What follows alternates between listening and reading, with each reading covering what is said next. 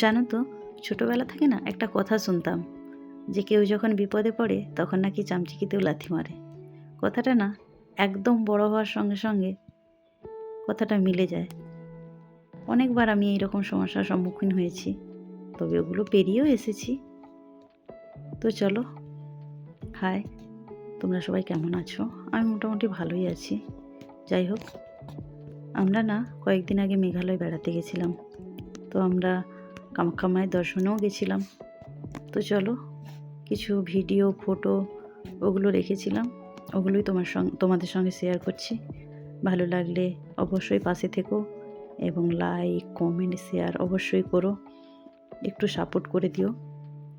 তবে না, মায়ের মন্দিরে যাওয়ার আগে অনেক ভয় পাচ্ছিলাম, কেননা অনেকজনের কাছে অনেক কথা শুনেছি। অনেকে বলেছে 12 ঘন্টা, কেউ বলেছে 14 ঘন্টা লাইনে দাঁড়িয়ে থাকতে হয়, প্রচুর কষ্ট।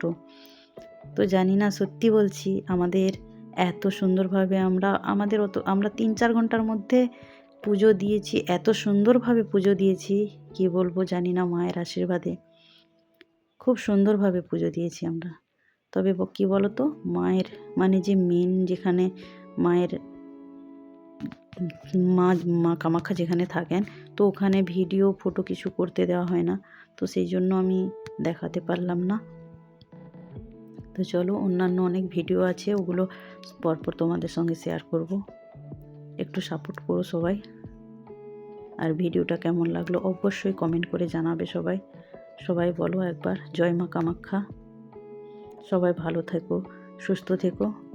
আমার একটু সময়টা এখন খারাপ যাচ্ছে, তবে আশা করছি খুব তাড়াতাড়ি ওটা থেকে মানুষের জীবনে কখনো কখনো খারাপ সময় তো আসে।